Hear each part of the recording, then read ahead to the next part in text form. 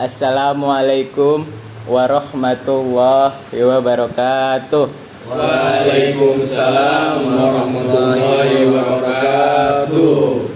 Alhamdulillahirabbil alamin. Wassalatu wassalamu ala sayyidil mursalin wa ala alihi wa ashabihi ajmain. Qala Allah ta'ala fil Qur'anil Karim, yarfa'illahu alladhina amanu minkum walladzina utul ilma darajah. Wa qala Rasulullah sallallahu alaihi wasallam thalabul ilmi faridatun ala kulli muslimin wal muslimat. Pertama-tama yang paling utama, marilah kita panjatkan puja dan puji syukur kehadirat Ilahi Rabbi yang telah memberikan kita beribu-ribu nikmat, yang jika kita jadikan sebuah ranting-ranting di dunia ini sebagai penanya dan dedaunan sebagai kertasnya, tidak cukup untuk menulis semua nikmat yang telah diberikannya.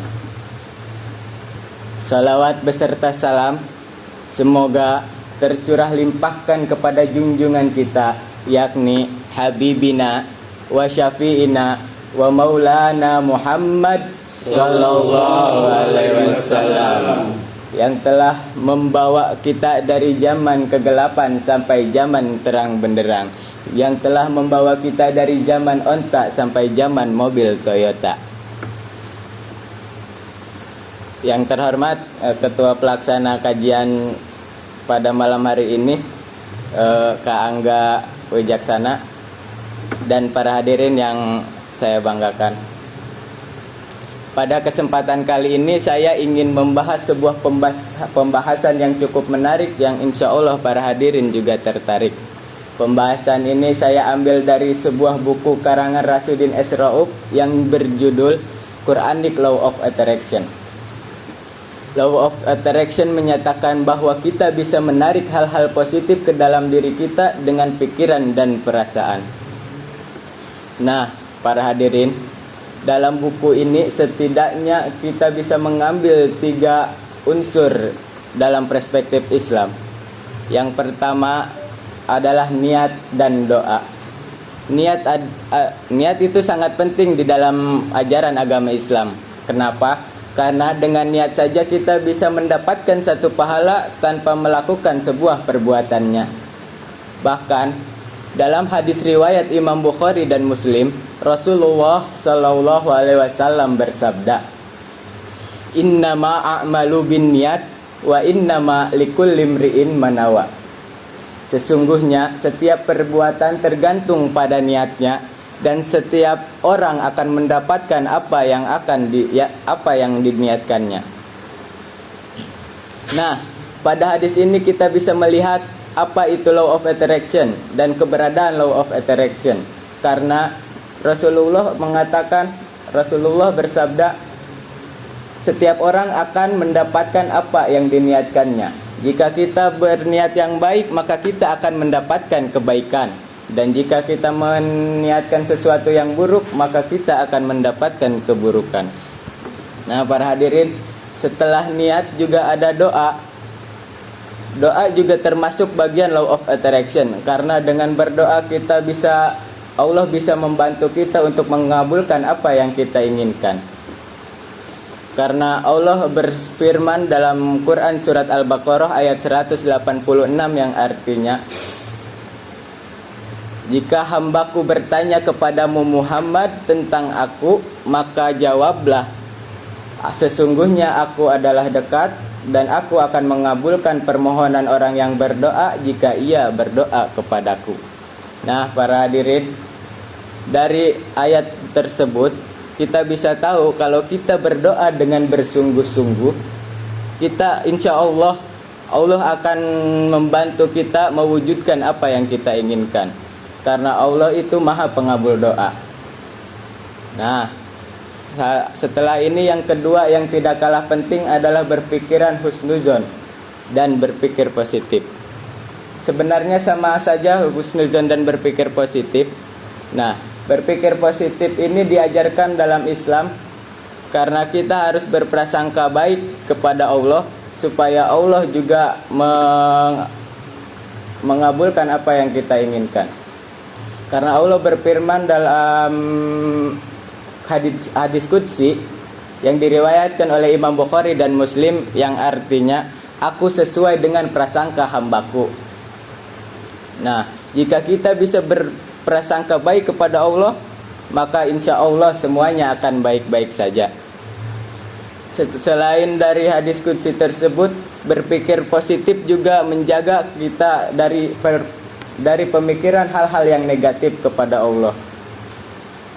Karena Allah berfirman dalam Quran surat Al-Baqarah ayat 286 yang berbunyi, la yukallifullahu nafsan illa wus'aha.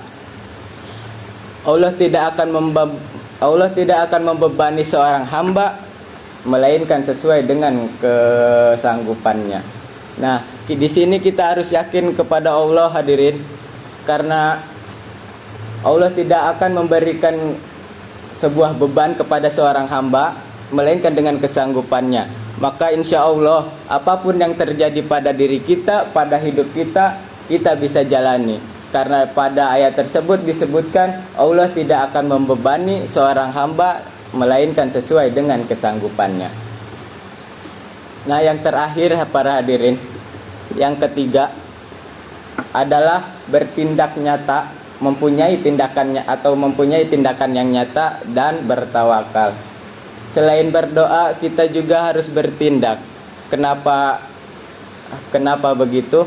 Karena ada pepatah yang mengatakan bahwa doa tanpa usaha mungkin hasilnya akan tidak ada. Karena Allah Subhanahu wa taala berfirman dalam Quran surat Ar-Ra'd ayat 11, innallaha la yughayyiru biqaumin hatta yughayyiru bi anfusihim. Allah tidak akan mengubah keadaan suatu kaum sehingga mereka mengubah keadaan mereka sendiri. Nah, dari ayat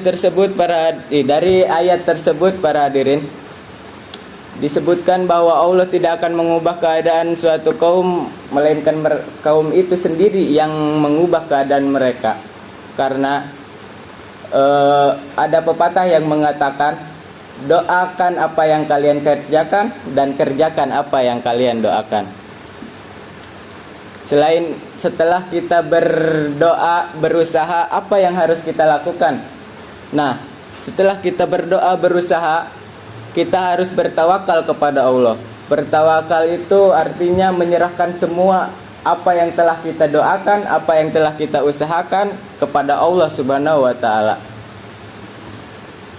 Nah, di sini Allah Subhanahu wa taala berfirman dalam Quran surat Al-Imran ayat 159 yang artinya, jika kamu telah membulatkan tekad, maka bertawakallah kepada Allah. Sesungguhnya Allah menyukai orang-orang yang bertawakal kepadanya. Nah, kesimpulannya para hadirin sekalian, law of attraction ini atau hukum tarik menarik ini sudah diajarkan dalam Islam.